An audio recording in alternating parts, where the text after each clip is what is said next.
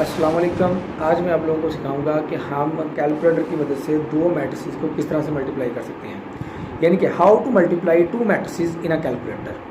अच्छा, अब हमने क्या करना है, सबसे पहले अपने कैलकुलेटर को ऑन कर लेना है। ऑन करने के बाद आपने जाना होता है मोड मैट्रिक्स में।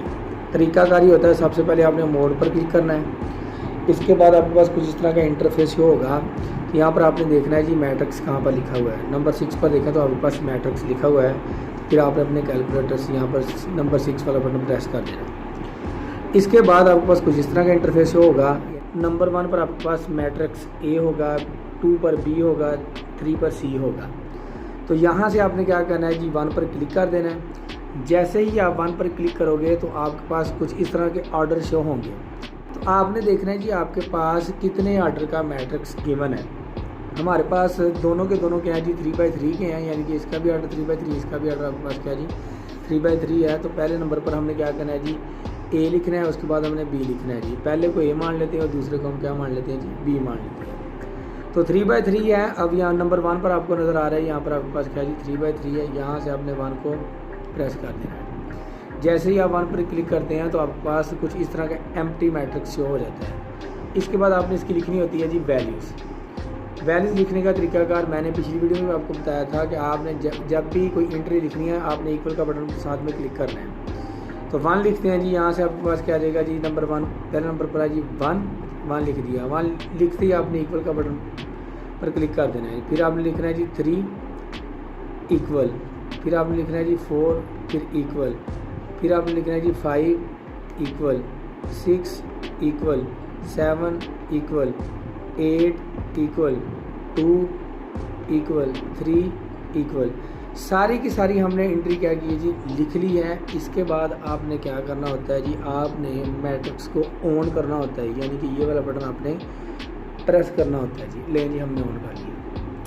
क्योंकि हमें 2 मैट्रिक्स गिवन होते हैं तो हमने दूसरा मैट्रिक्स भी लिखना होता है। तरीकाकार ये होता है, जब आपने पहला लिख लिया, लिखने के बाद आपने क्या करना है जी, इसको ऑन करना है। ऑन के बाद आपने जाना है जी शिफ्ट पर। शिफ्ट के बाद आपने जाना है जी 4 पर। जैसे ही आपने 4 पर जाना है तो आपने इसके बाद क्या करना होता है, यहाँ से देखना होता है जी डायमेंशन को, यानी कि नंबर 1 पर देखा जाए तो आपके पास क्या जी डायमेंशन मौजूद है। तो आपने 1 पर क्लिक कर देना है। जैसे ही आप 1 पर क्लिक करेंगे तो आपके पास फिर यहाँ पर आपके पास मैट्रिक्स शो हो जाएंगे। नंबर 1 पर आपके पास ए आएगा, 2 पर बी आएगा, 3 पर आपके पास क्या आएगा, सी आएगा। चूँकि हम मैट्रिक्स ए की वैल्यू लिख चुके होते हैं तो अब हमने लिखनी होती है मैट्रिक्स बी की वैल्यू। तो 2 पर आपके पास क्या जी मैट्रिक्स बी मौजूद है। तो आपने यहाँ से 2 पर क्लिक कर देना है जी। 2 पर क्लिक करते ही आपके पास यहाँ से आर्डर शो होंगे। अब आपने बी का आर्डर चेक करना है जी। बी का आर्डर भी आपके पास कितना है जी, 3/3 है। तो यहाँ से आपने 3/3 आर्डर वाला देखना है कहाँ पर है जी, 1 पर ही है। तो आपने यहाँ से क्या कर देना है जी, 1 पर क्लिक कर देना है। जैसे ही आप 1 पर क्लिक करते हैं तो आपके पास कुछ इस तरह का एम्प्टी मैट्रिक्स शो होता है। अब आपने क्या करना है, यहाँ पर एंट्रीज लिखनी होती हैं। वही तरीकाकार जो आपने अभी कुछ देर पहले सीखा है।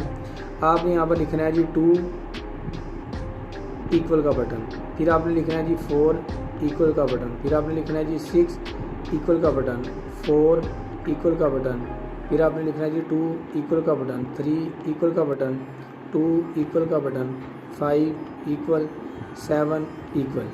अच्छा जी, सारी की सारी वैल्यूज हमने लिख ली, ए की भी और बी की भी। इसके बाद आपने क्या करना है जी, फिर आपने अपने कैलकुलेटर को ऑन कर लेना है। जैसे ही आप ऑन करोगे तो आपके पास कुछ इस तरह का इंटरफेस होगा। फिर आपने आना है जी यहाँ पर शिफ्ट पर। शिफ्ट के बाद आपने क्या आना है जी, 4 पर आना है जी। 4 पर आने के बाद आपने पहले लिखा था मैट्रिक्स ए, फिर आपने लिखा था मैट्रिक्स बी।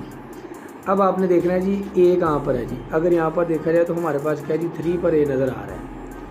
तो यहाँ पर आपने 3 पर क्लिक कर देना है। जैसे ही आप 3 पर क्लिक करोगे तो आपके पास क्या बन जाएगा, आपके पास मैट ए यानी कि मैट्रिक्स ए आ जाएगा।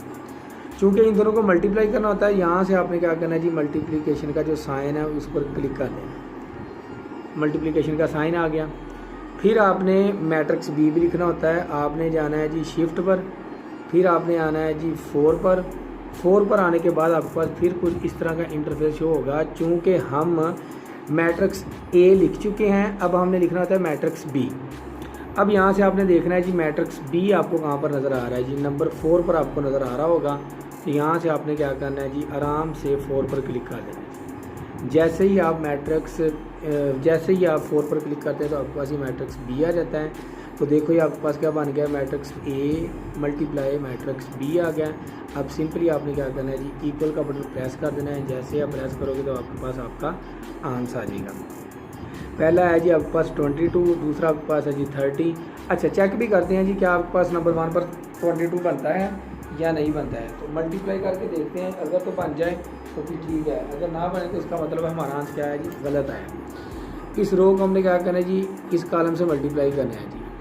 जब मल्टीप्लाई करते हैं तो ये कितना बन गया आपके पास 2, इसको से मल्टीप्लाई करते हैं तो कितना आ गया 12, इसको से मल्टीप्लाई करते हैं तो कितना आ गया आपके पास 8 आ गया। ये बन गया 22 ऐड के तो आपके पास पहला कितना बन गया जी, 22 बन गया जी। बाकी आपने सारे के सारे चेक करने हैं, चेक करके आपने मुझे कमेंट बॉक्स में बताना है कि आपका आंसर ट्रू आया है या नहीं।